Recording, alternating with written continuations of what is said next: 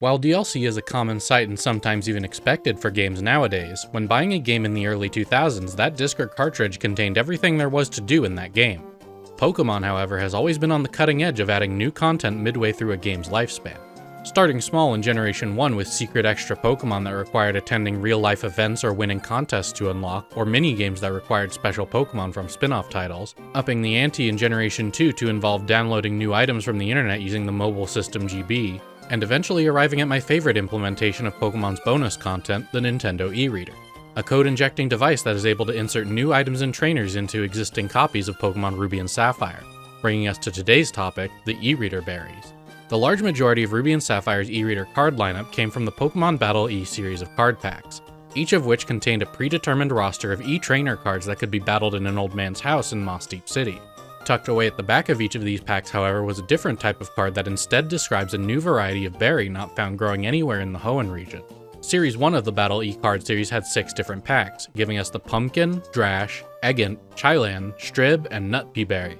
Pokemon Battle E Series 2, released only in Japan, was also spread across 6 packs and contained the Ginema, Huo, Yego, Tuga, Niniku, and Topo Berry.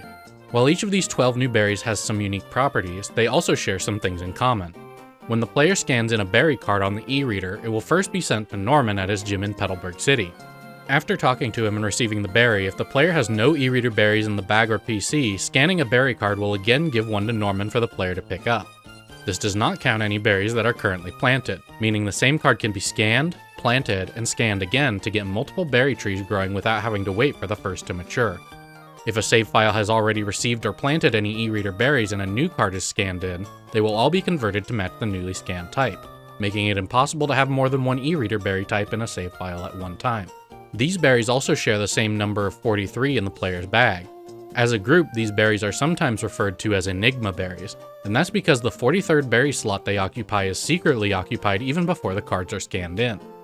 The Enigma berry is nowadays merely a rare berry, but obtaining one in Generation 3 was never meant to be possible.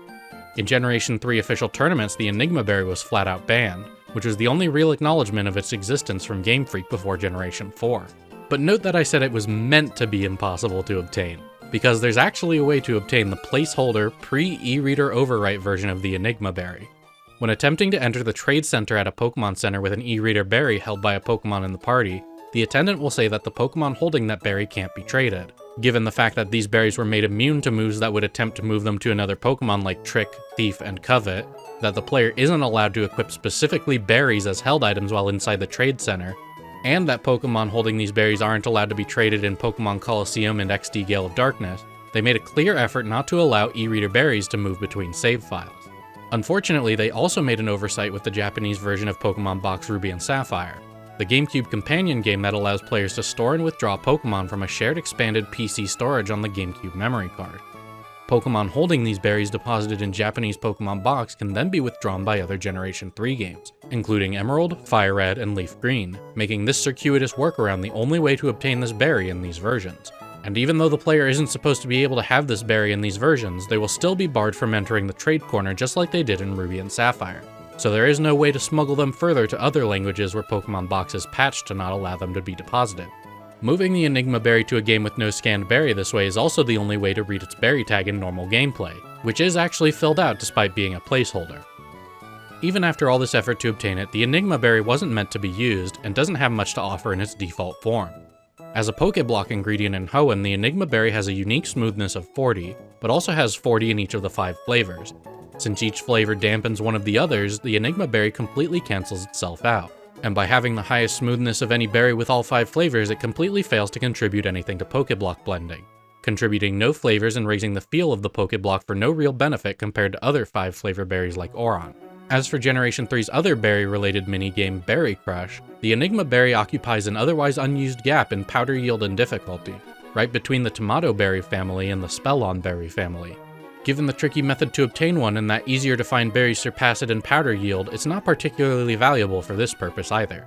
But onto berries that were actually meant to exist, the e-reader berries generally fall into 2 categories. Berries useful for making into Pokéblocks and berries useful for farming. Starting with the smaller of the 2 groups, the Strib and Topo berries are extremely similar, only differing in their flavors being 30 spicy and 30 bitter versus 30 sweet and 30 sour. Most of the e-reader berries take 72 hours to grow and will yield 1 to 3 berries, which can make them slow to farm. These two, however, take the longest to grow at a whopping 96 hours of real time, with each stage of growth taking a full day. To compensate for this, they also have the highest yield at 4 to 12 berries per fully grown plant. The other pair, Chilan, not to be confused with the identically named berry introduced in Generation 4, and Niniku berries are the complete inverse, only taking 4 hours to fully grow and yielding a measly 1 or 2 berries when harvested.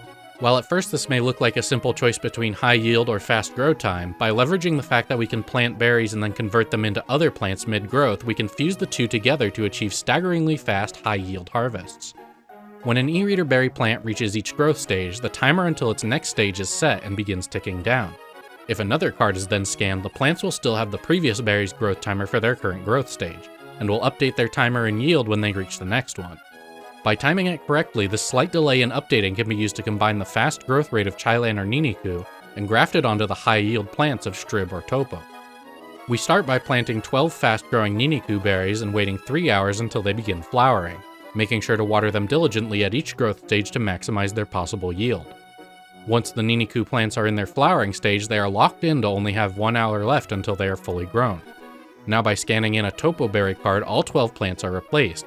Finally, after the 4th hour is up, 12 Topo plants grow to maturity and have their yield updated to 4 to 12 berries, turning our 12 Niniku berries into well over 100 Topo berries in just 4 hours. From here, these can be used as any e-reader berry that we need by scanning the card to convert them all in our bag. The Strib, Topo, Chilan, and Niniku berries are also all tied for the highest smoothness of any berry in Generation 3 at a gargantuan 85. A clear message from the developers that any Pokeblocks made with these berries better be the last one fed to that Pokemon before their sheen maxes out. There are some recipes that can incorporate these berries, but they are outclassed by 4-player recipes that don't need the e-reader at all.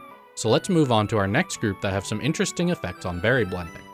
The Pumpkin, Drash, Egant, Tuga, and Yago berry are all interesting because they contain 40 points of a single flavor in sour, sweet, dry, spicy, and bitter respectively. While other berries like the Lychee berry family also have 40 in their flavors, the e-reader berries have a unique quirk that allows us to make some of the highest level Pokeblocks possible in normal gameplay.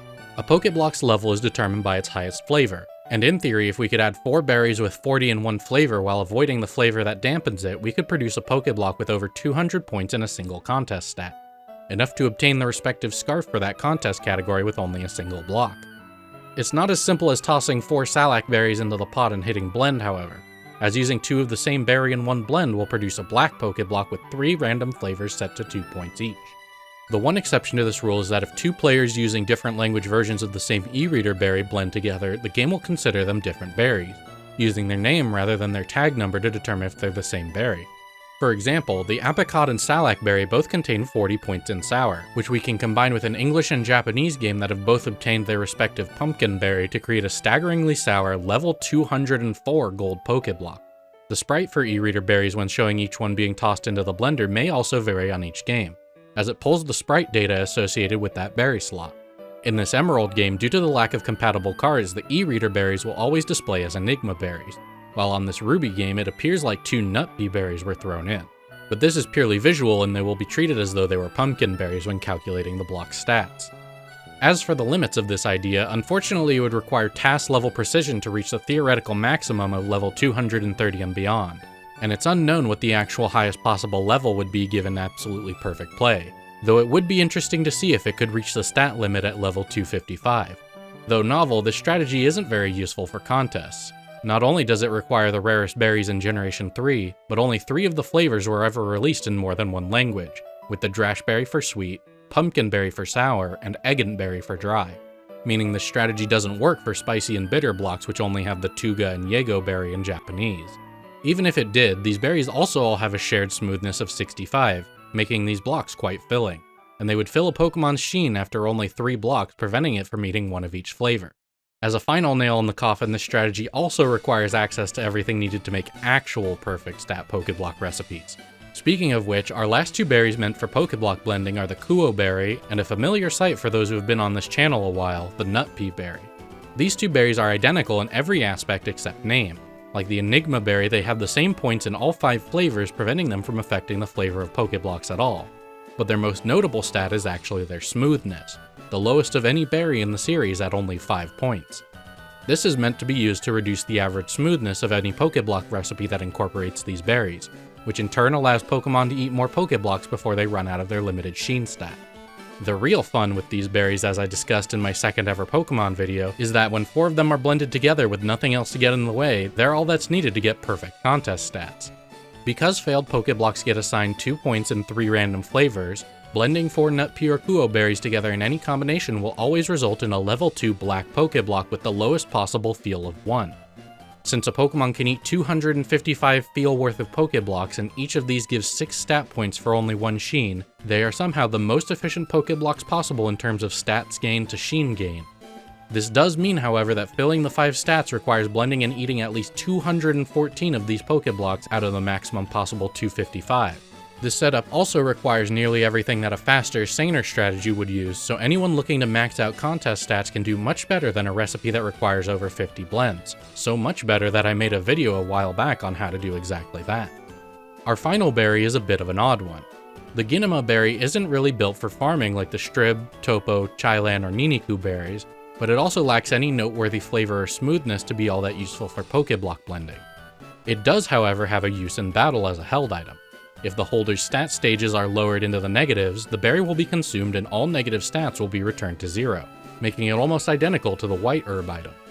The other berries with effects as held items are the Pumpkin Berry, which defrosts frozen Pokemon, Drash Berry, which cures poison, Egant Berry, which cures infatuation like the mental herb, Tuga Berry, which cures confusion, and the Yago Berry, which cures burn. These are all effects that can be replicated by other held items, but with the marginal upside that as e-reader berries they can't be stolen by moves like Trick. This also means that Japanese games have ever so slightly more team building options in Ruby and Sapphire when duplicate held items aren't allowed, since those teams could for example run a white herb and a Enigma berry on different Pokemon. But since the Enigma berry was banned from all competitive events and the range of effects offered is so slim, this is a negligible upside. Said tournaments were also often run using Pokemon Coliseum's battle mode.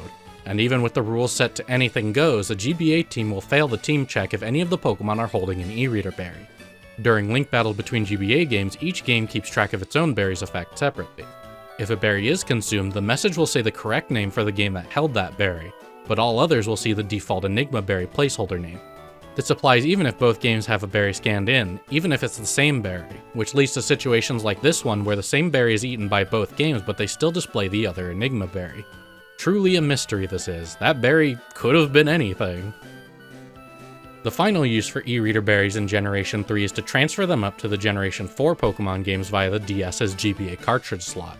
While selecting Pokemon with an e-reader berry in the migration screen, the held item will read as Enigma berry no matter which berry is scanned in on that file.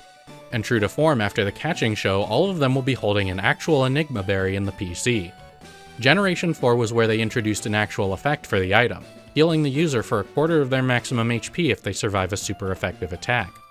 This incarnation of the Enigma berry is how it would appear and function in every mainline game going forward. As for the other e-reader berries, for most of them, Generation 3 was the only game they would appear or even be mentioned in. But for the Egant berry specifically, there is one more mainline reference over a decade later all the way in Generation 7. In Alola, there is a restaurant called the Battle Buffet which revolves around battling patrons to try and get portions of entrees that disappear as turns in each battle progress. One of the lower tier dishes is described as Egant and Chili Sauce, a deep callback to a random DLC berry from a peripheral that not that many players even had. And if that doesn't perfectly encapsulate how much random knowledge there is to know about this franchise, then I don't know what does.